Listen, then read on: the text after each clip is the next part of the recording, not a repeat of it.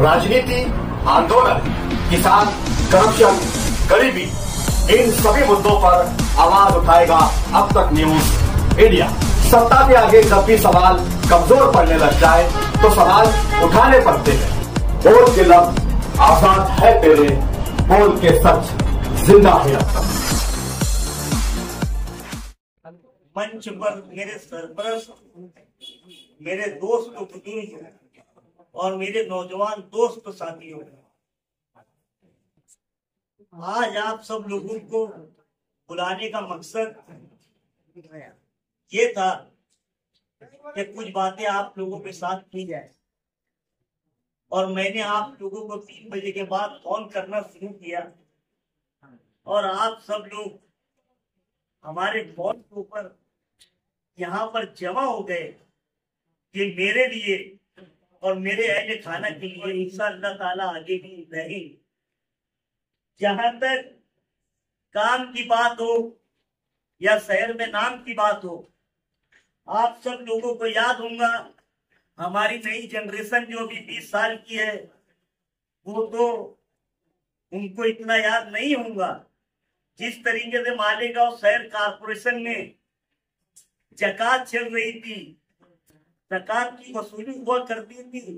उससे शहर में कामकाज, रोड और गटर के काम होते थे उसी पैसे के ऊपर। तुबा कॉस्मेटिक कंप्लीट स्किन सॉल्यूशन आपके लिए लाया है धूप से बचाने वाली डे क्रीम, सौंले चेहरे को गोरा करने वाली नाइट क्रीम, फुंसियों के लिए TC skin cleaner and serum, सर्दी में जिल्दों को ताजा रखने वाला मॉइस्चराइजर, 7 दिनों में गोरा करने वाली क्रीम, आंखों के नीचे कालापन को दूर करने वाला टीसी डार्क वे सीरम, हाथ और गर्दन का कालापन दूर करने वाला साबुन। हमारा पता याद रखें, कुसुम्बा रोड, औलिया मस्जिद के सामने, तुबा कॉस्मेटिक कंप्लीट स्किन सॉल्यूशन। यानी आवाम का पैसा किसी ज़कात की सूरत में जमा किया जाता था और वो ज़कात से शहर को डेवलप किया जाता था, चाहे वो रोड की सूरत में या गटर की सूरत में। मगर कारपोरेशन के कर्मचारी, कारपोरेशन के मुलाजमीन उतना कलेक्शन नहीं कर सकते थे, तो मेरे सरपरस्त और मेरे बरोदर अजीज लतीफ अनवर 1996 में इसी वार्ड से आज़ाद चुन करके आए और उन्होंने एक गुजरात की कंपनी से बात की कि वो मालेगांव शहर में ज़कात का ठेका ले और ज़कात वसूली कर सके। और हुआ भी वैसा ही, एक कंपनी को ज़कात का ठेका दिया गया जिससे हमारे मालेगांव कारपोरेशन की जो है फंड बढ़ा, हमारे कारपोरेशन की जो है इमदाद बढ़ी और वो कंपनी ने हमारे बेरोजगार नौजवानों को रोजगार दिया एक ज़कात के ठेके के नाम पर। ये हमारा काम ना तो इसको शहर मुस्तरद कर सकता है और ना कोई इसको भुला सकता है, क्योंकि ये तारीख के पन्नों पर लिखा हुआ है। ये एक ऐसा काम था जिसे कभी भुलाया नहीं जा सकता। और आप लोगों को ये बात ध्यान में रखना चाहिए कि जब महाराष्ट्र हुकूमत ने ज़कात खत्म की थी तो उस वक्त भी एक इत्तेफाक से आखिरी ठेका हमारी कंपनी का था और वो ठेका उस वक्त 120 करोड़ रुपये का ठेका था, जिसको ध्यान में रखकर महाराष्ट्र गवर्नमेंट ने जब सब कारपोरेशनों को ज़कात बंद करने का लेटर दिया तो उसने सबकी ज़कात की रिपोर्ट मंगाई कि हर कारपोरेशन का अपना कलेक्शन कितना कितना है, आप सब लोग रिपोर्ट भेजिए, हम ज़कात बंद करने वाले हैं, अब हम आप लोगों को इसके बदले में ग्रांट देंगे और उससे आपकी कारपोरेशन का एरिया, आपकी कारपोरेशन का जो क्षेत्र वो डेवलप होगा।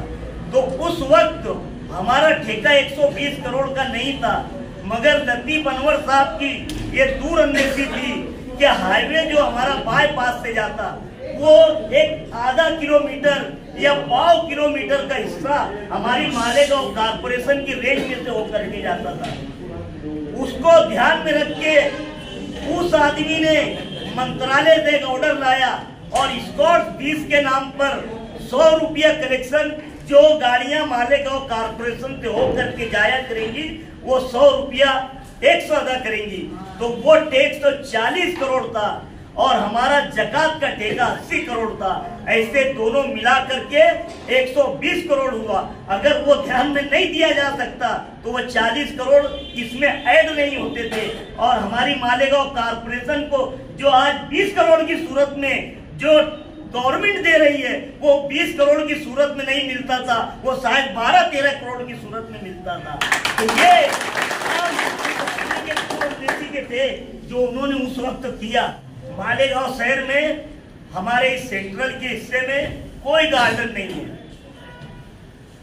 किदवाई रोड का गार्डन जो कि खस्ता हाल था उसको हमने ठेके पर लिया, डेवलप किया और हमारी खवातीन और सिर्फ बच्चों के लिए 15 साल से वो गार्डन चल रहा है।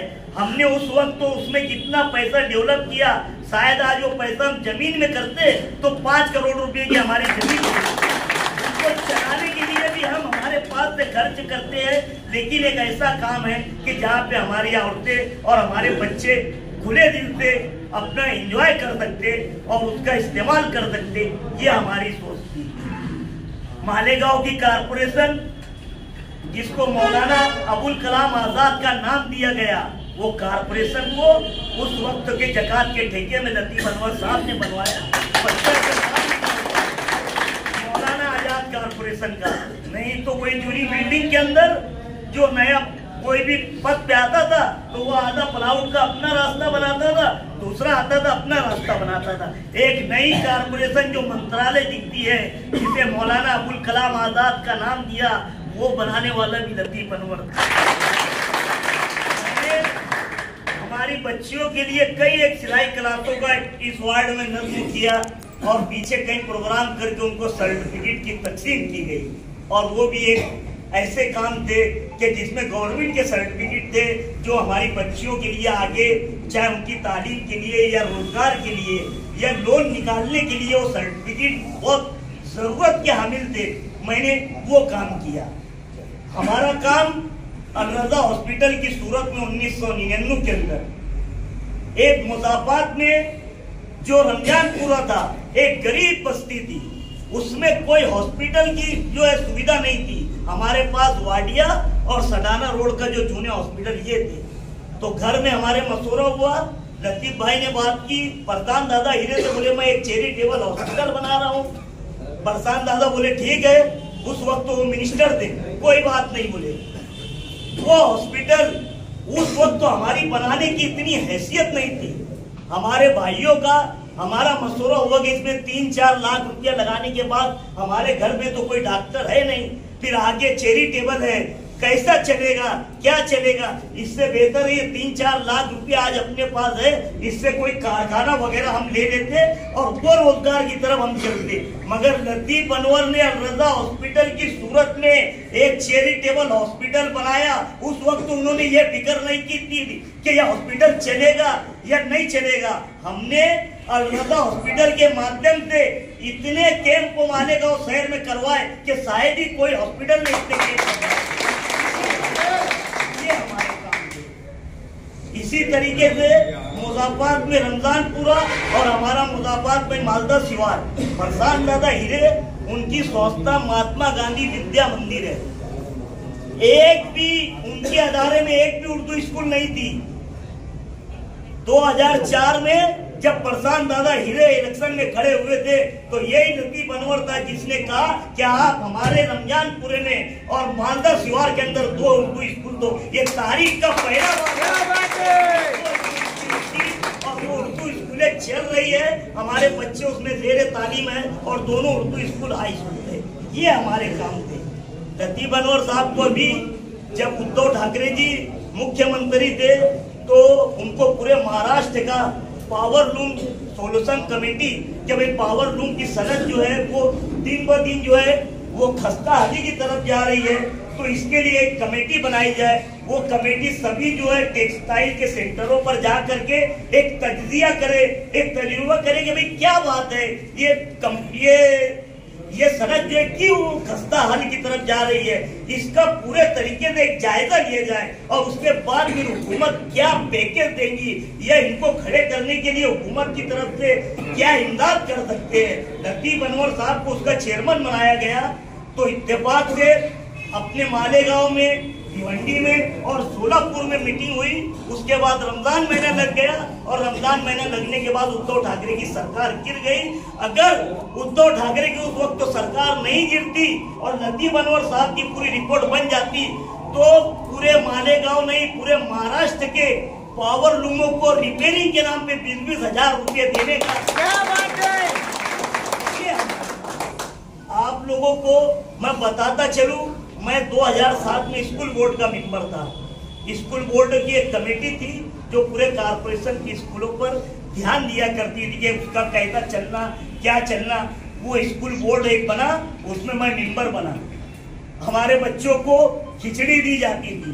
हमारा स्कूल की एक बार पूरे बोर्ड की मीटिंग हुई, खिचड़ी के नाम पर या खिचड़ी पर बात हुई। मैंने बोला हमको किसी चीज पर कंप्रोमाइज नहीं करना है, बच्चों को अच्छा खाना मिलना चाहिए, इससे हमसे मेरी कोई बात नहीं है। ये हमने अगर काम किए तो ये काम किए। लतीफ भाई बम्बई मर्केंटाइल बैंक जो पूरे हिंदुस्तान में शाखे और ब्रांचेस रखती है उसके वाइस चेयरमैन बने और उन्होंने कई मुसलमानों को जो है उस वक्त जो भी गवर्नमेंट की सब्सिडी वाले कर्ज थे वो दिलाने में मदद की। ये हमने काम किया। काम होते रहेंगे, रोड गटरे बनते रहेंगी, नए लोग आते रहेंगे और जमहूरियत के अंदर किसी भी चीज की ख्वाहिश रखना ये जमहूरियत में एक जमहूरी हक है। मैं भी वार्ड नंबर 8 से इस्लाम पार्टी का ख्वाहिशमंद उम्मीदवार हूं और इत्तेफाक से समाजवादी पार्टी और इस्लाम पार्टी के पैक्ट के अंदर जो इस्लाम पार्टी के 7 मेंबर थे उसमें मैं एक मेंबर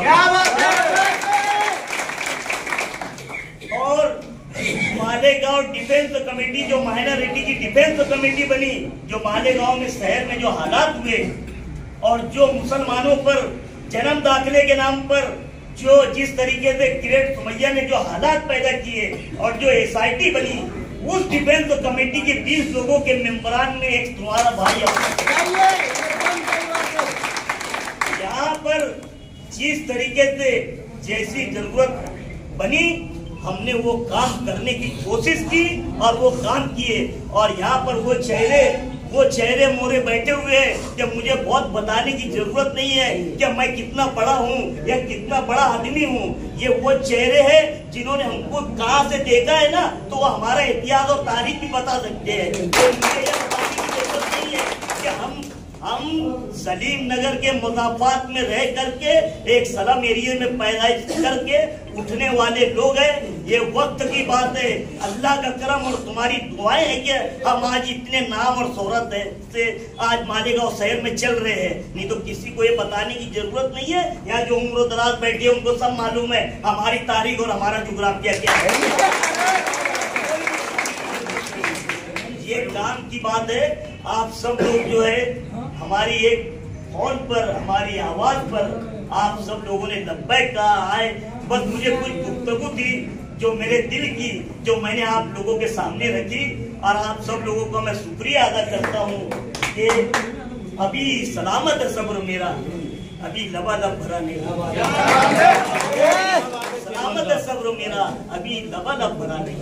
और मुझको मुर्दा समझ रहा है मैं